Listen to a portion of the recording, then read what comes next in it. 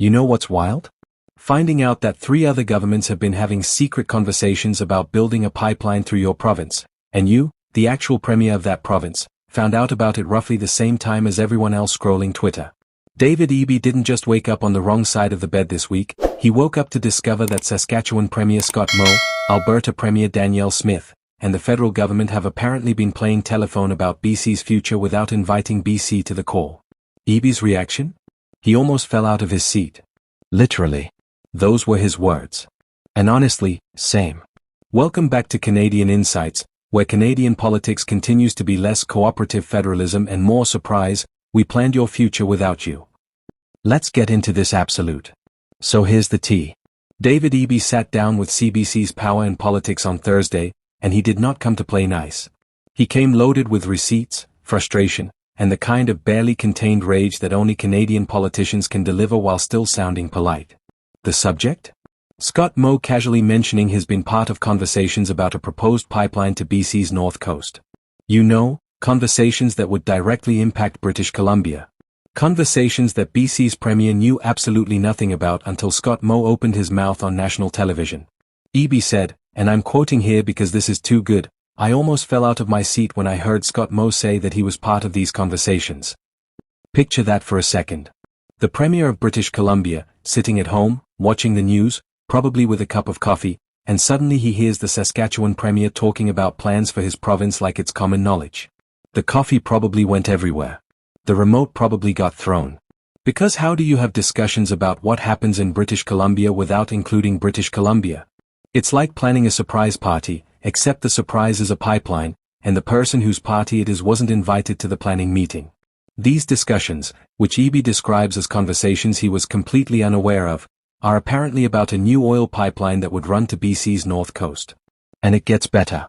According to a senior government official who spoke to CBC's Parliamentary Bureau this week, the federal government and Alberta are close to signing a memorandum of understanding on this pipeline. Close. As in, almost done.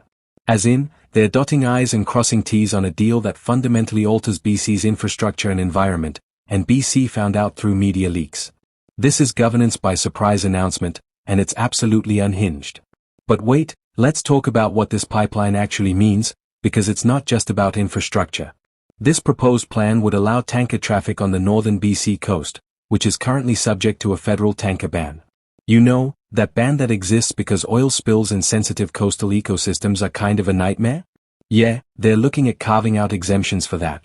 So we're not just talking about a pipeline here, we're talking about fundamentally changing environmental policy, opening up tanker routes, and reshaping the economic and ecological landscape of BC's north coast. And apparently, Saskatchewan gets a seat at this table before British Columbia does. Make it make sense. Now here's where it gets even more complicated. Eby isn't just mad about being left out, although trust me, he's definitely mad about that. He's also deeply concerned about what this secret approach does to relationships with First Nations. Because here's the thing, any pipeline to BC's north coast runs through Indigenous territories. And over the past few years, there's been significant effort put into building trust, establishing consultation processes, and creating frameworks where First Nations have actual decision-making power over projects that affect their lands. It's been slow, it's been difficult, but there's been progress. And then along comes this backroom deal between 3 governments that completely bypasses those relationships. Eby said this plan risks destabilizing First Nations support for major projects, and he's absolutely right. Imagine being a First Nations leader who spent years negotiating in good faith, building partnerships, and working toward collaborative resource development, and then you find out through the news that a pipeline might be coming through your territory because some premiers and the PM had a chat without you. That's not consultation. That's not reconciliation. That's the exact kind of colonial decision-making that everyone claims we've moved past. Spoiler alert, we haven't. This isn't just about hurt feelings or political protocol, though both of those are valid. This is about the practicality of actually getting things built in Canada. You know why major projects get delayed, challenged in court, and stuck in regulatory limbo? Because stakeholders get excluded from decision-making. Because governments make deals without proper consultation. Because people wake up one day and discover their future's been decided without them. And then, shockingly, those people fight back. If you want smooth project approvals, you need buy-in from the people actually affected. Secret conversations achieve the exact opposite. Let's also appreciate the absolute audacity of Scott Moe being involved in this. Saskatchewan. Landlocked Saskatchewan. Having secret conversations about a pipeline to the BC coast. Now, don't get me wrong, Saskatchewan has legitimate interests in energy infrastructure and market access. But having more say in BC's coastal policy than BC itself? That's not just overreach, that's cartoonishly absurd. It's like your cousin from Winnipeg showing up and rearranging your furniture without asking because he thinks your living room would look better with the couch facing the other direction. And here's what really gets me, this isn't the first time this has happened. Just days ago, Eby was expressing frustration about being excluded from talks between Alberta and Ottawa. Now we find out Saskatchewan was also in the room. 3 governments, meeting about BC, without BC.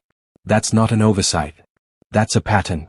That's a deliberate choice to cut British Columbia out of decisions about British Columbia. And Eby's making it clear he's not going to just roll over and accept it. The federal government's probably scrambling right now, realizing this has blown up in their faces. Because here's the political reality, Mark Carney's Liberals need BC.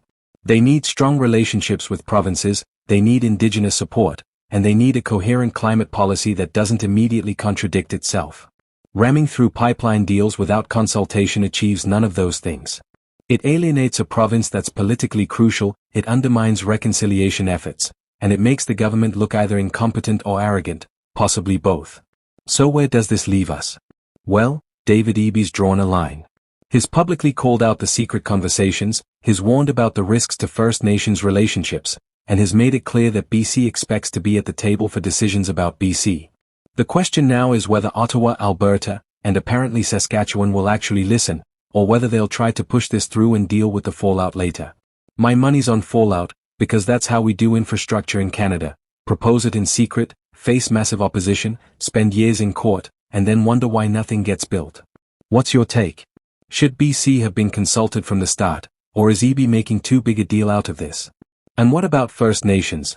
Do secret pipeline talks undermine reconciliation, or is that just political rhetoric? Drop your thoughts in the comments because this conversation needs to happen. If you found this breakdown valuable, hit that like button. Subscribe to Canadian Insights for daily updates on Canadian political chaos, because trust me, there's always more coming. Ring that notification bell so you catch every upload. Thanks for watching, and I'll see you in the next one where we'll probably be discussing whatever federal provincial disaster happens next.